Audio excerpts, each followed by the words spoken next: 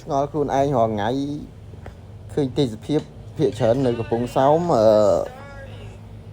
គឺទេសភាពស្អាតជាងខេត្តផ្សេងមានតំបន់ទេសចរមានកន្លែង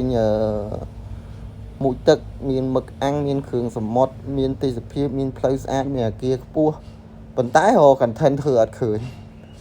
ទេសភាពនៅកំពង់សោមគឺស្អាតហើយថតជ្រុងណាក៏ឃើញស្អាតដែរប៉ុន្តែពងដេកគិតដើរគិតមិនដឹងធ្វើ content មិនបងប្អូនណាដឹងជួយប្រាប់ខ្ញុំផងជួយ comment នៅក្នុង channel YouTube ខ្ញុំមួយផងដោយសារអីខ្ញុំចង់ធ្វើ content ដាក់នៅក្នុង YouTube ប៉ុន្តែខ្ញុំអត់ដឹងថាធ្វើពីអីហើយប្រទេសភាពនៅកំពង់សោមទាញកាមេរ៉ាថតកន្លែងណាក៏ស្អាតដែរអត់មានទាស់ទេគឺថាបរិយាកាសកំពង់សោមចង់ថតអគារក៏បានថតផ្លូវក៏បានថតទេសភាពទឹកសមុទ្រថតឆ្នេរខ្សាច់ស្អាតនិយាយទៅនេះហ្មងថតជ្រុងណាក៏ឃើញស្អាតដែរតែមិនដឹងមិនហើយនេះខ្ញុំថតពេលម៉ោង4នេះឆ្នេរខ្សាច់ឡើងសក្បុសហើយមេឃរៀបលិចថ្ងៃរៀបលិចម៉ោង4ថតស្រាងឃើញស្អាតហ្មងខ្សាច់ឡើងសខ្ជុះមិនដឹងមិនដឹងថាត្រូវធ្វើ content ពីអីចាប់ពីណាទៅណាដើម្បីអាច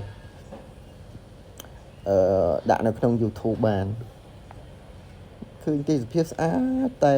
រក content ធ្វើអត់ឃើញឆ្ងល់ខ្លួនឯងអត់ដឹងចង់និយាយអីអានេះឆ្នេរនៅ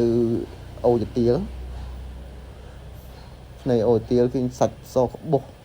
តែនេះខ្ញុំទៅភាគច្រើនខ្ញុំទៅថ្ងៃមិនមែនសៅរ៍អាទិត្យមិនមែនសៅរ៍អាទិត្យអត់សូវមានមនុស្សស្ងាត់ល្អហើយមានតិចតួចអញ្ចឹងយើងទៅបរិយាកាសគឺស្រស់ស្រាយមែនតើ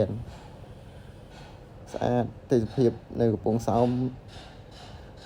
បើសម្រាប់ខ្ញុំ rate ឲ្យ10លើ10ខ្ញុំស្រឡាញ់នៅកំពង់សោមតែខេត្តផ្សេងក៏ស្អាតដែរវាមានទេសភាពយ៉ាងម្នាក់អញ្ចឹងណាគ្រាន់ថានៅកំពង់សោមវាជាតំបន់ទេសចរអញ្ចឹងហើយមានការរៀបចំហេដ្ឋារចនាសម្ព័ន្ធ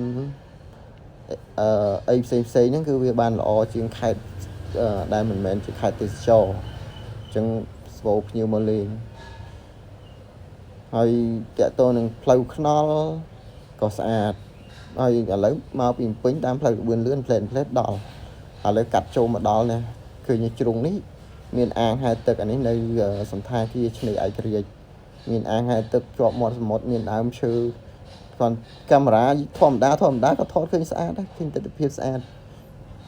អានេះខ្ញុំនាំកូនមកមួយទឹកនៅនឹងហើយរៀនហែលឲ្យកូនរៀនហែលទឹកផងមើលទេសភាពគេជាប់មាត់សមុទ្រឃើញស្អាតហ្មងតែអត់ដឹងខ្លួនឯងរក content ធ្វើដាក់ក្នុង YouTube អត់បានបងប្អូនណាដឹងសូមជួយ comment នៅក្នុងវីដេអូ channel YouTube របស់ខ្ញុំនេះផងហើយវីដេអូរបស់ខ្ញុំមានតែប៉ុណ្្នឹងឯងបើខុសត្រូវត្រង់ណាអីសូមកុំកាន់អរគុណច្រើនជួបគ្នានៅវីដេអូបន្ទាប់ខ្ញុំនឹងព្យាយាមផ្ដិតយករូបភាពតាក់ទងទៅនឹងបរិយាកាសនៅកំពង់សោមឆ្នេរសមុទ្រមាត់សមុទ្រខ្សាច់សមុទ្រអីផ្សេងអូខេជម្រាបលា